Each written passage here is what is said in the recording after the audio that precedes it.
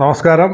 ഞാൻ doctor Anoop, Kerala government health സർവീസിൽ orthopaedic സർജനായി ജോലി ചെയ്യുന്നു. ഇപ്പോൾ ജനറൽ ഹോസ്പിറ്റൽ ഇരിഞ്ഞാലക്കുടയിലാണ്. നമ്മൾ ഇന്ന് സംസാരിക്കാൻ പോകുന്നത് വളരെ സാധാരണമായി നമ്മുടെ ഒപിയിലും കാഷ്വാലിറ്റിയിലുമൊക്കെ കണ്ടുവരുന്ന ഒരു സാഹചര്യത്തെക്കുറിച്ചാണ്. അത് മറ്റൊന്നുമല്ല, ആംഗിൾ ഇഞ്ചുറീസ്, അഥവാ നമ്മുടെ ഈ കാലിലെ കുഴയിൽ ആംഗിൾ എന്ന് പറയുന്ന ഭാഗത്ത് ഉണ്ടാകുന്ന ഇഞ്ചുറീസിനെ കുറിച്ചാണ്.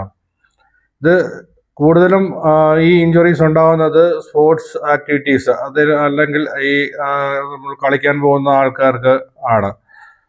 രണ്ടാമതായി നമ്മൾ ഏതെങ്കിലും കുഴിയിലോട്ട് ചിലപ്പോൾ കാല് വയ്ക്കുമ്പോഴോ അറിയാതെ കാല് തിരിഞ്ഞു പോവുക, അതുപോലെ ഓടുമ്പോഴോ എപ്പോഴെങ്കിലുമൊക്കെ കാല് മടങ്ങി പോവുക, അങ്ങനെയൊക്കെയുള്ള സാഹചര്യത്തിൽ ഉണ്ടാകുന്നതാണ് ഈ ആംഗിൾ ഇഞ്ചുറീസ്. ഇത് രണ്ട് തരം ഉണ്ട്. ഒന്ന് ലിഗമെന്റ് ഇഞ്ചുറീസ് ആണ്. അതായത് ലിഗമെന്റ്സ് എന്ന് പറഞ്ഞാൽ മലയാളത്തിൽ സ്നായുക്കൾ എന്ന് പറയും. രണ്ടല്ലെങ്കിൽ അതിൽ കൂടുതൽ എല്ലുകളെ സ്ഥാനത്ത് പിടിച്ചു നിർത്താൻ വേണ്ടിയിട്ട് ഉള്ള വള്ളികളാണ്, കട്ടിയുള്ള കയർ പോലെയുള്ള വള്ളികളാണ്. ഇതിൽ കീറൽ അല്ലെങ്കിൽ മൊത്തമായോ ഭാഗികമായോ കീറലുകൾ വരുമ്പോഴാണ് ഇതിനെ ലിഗമെന്റ് ഇഞ്ചുറീസ് എന്ന് പറയുന്നത്. രണ്ടാമതായി ഉള്ളത് പൊട്ടലുകളാണ്, എല്ലിലുണ്ടാവുന്ന പൊട്ടലുകളാണ്. അപ്പോൾ നമുക്ക് ഈ ആംഗിൾ ജോയിൻറ്റിൻ്റെ അനാറ്റമി അല്ലെങ്കിൽ അതെങ്ങനെയാണ് ഉണ്ടായിരിക്കുന്നതെന്ന് നോക്കാം. നമ്മുടെ കാലിൻ്റെ താഴെ ഭാഗത്തായിട്ട് രണ്ട് എല്ലുകളുണ്ട്. അതായത് വണ്ണം കൂടിയ ടിബിയ എന്ന് പറയുന്ന എല്ലും വണ്ണം കുറഞ്ഞിട്ട് ഉള്ള ഫിബുല എന്ന് പറയുന്ന എല്ലുമാണ്.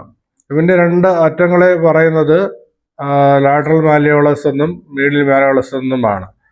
ഇത് ഒരു ചെറിയ കപ്പ് പോലെയുള്ള ഭാഗം ഉണ്ടാക്കുന്നു. അവൻ്റെ ഉള്ളിൽ ടാലസ് എന്ന് പറയുന്ന അസ്ഥി ആണ് ജോയിൻ ചെയ്യുന്നത്.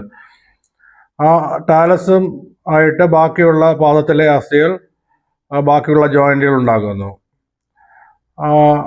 ഈ അസ്ഥികളെ തമ്മിൽ ബന്ധിപ്പിച്ച് പലതരം ലിഗമെൻറ്റുകളുണ്ട്.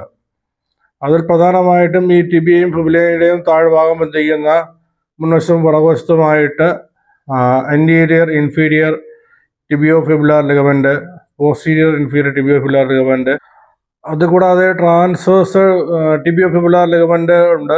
ഈ മൂന്ന് ലിഗമെന്റുകളെയും ചേർത്ത് ആണ് സിന്തസ്മോസിസ് എന്ന് പറയുന്നത്. പിന്നെ താഴോട്ട് വരുമ്പോൾ മീഡിയൽ സൈഡിൽ മീഡിയൽ മാലിയോളസും ടാലസും കൽക്കേനിയവും തമ്മിൽ ബന്ധിപ്പിക്കുന്ന ഡെൽറ്റോയിഡ് ലിഗമെന്റ് ഉണ്ട്. അതുപോലെ ലാറ്ററൽ സൈഡിൽ ഫിബുലയും കൽക്കേനിയവും തമ്മിൽ ബന്ധിപ്പിക്കുന്ന കൽക്കേനിയോ ഫിബുലാർ ലിഗമെന്റ് ഉണ്ട്. അതുപോലെ ഫിബുലയും ടാലസിനെയും തമ്മിൽ ബന്ധിപ്പിക്കുന്ന ഇന്റീരിയർ ആൻഡ് പോസ്റ്റീരിയർ ടാലോഫിബുലാർ ലിഗമെന്റ് ഉണ്ട്. ഇതിൽ ഇന്റീരിയർ ടാലോഫിബുലാർ ലിഗമെന്റ് ആണ് സാധാരണയായി ഇഞ്ചുറി സംഭവിക്കുന്നത്.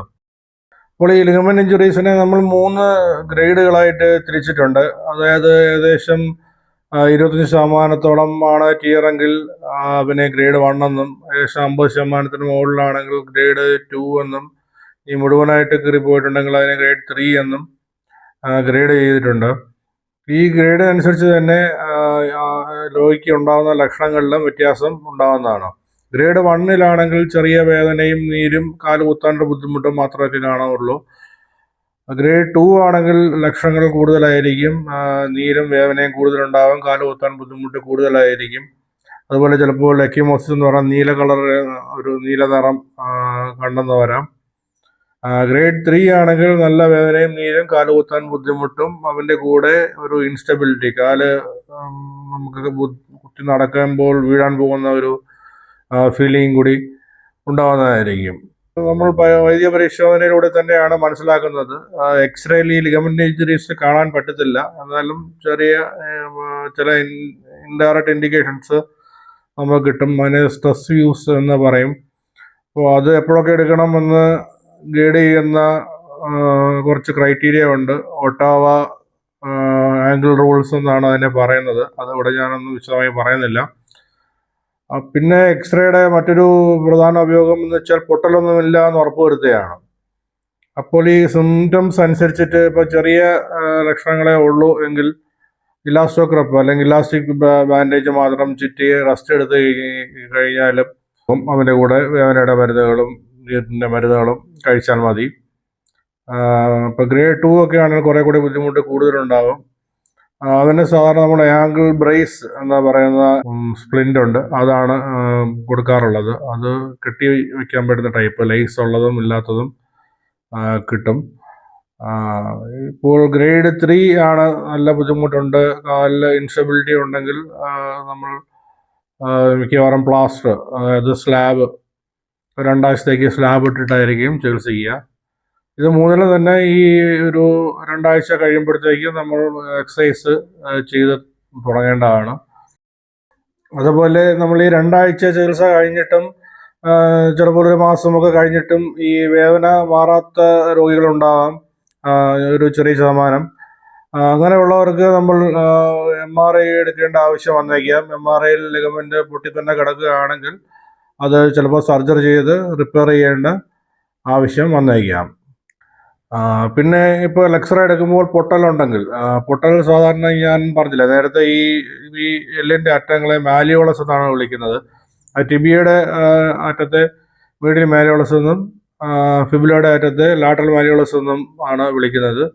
അപ്പോൾ ഈ അറ്റങ്ങൾ പൊട്ടലുണ്ടാവാം.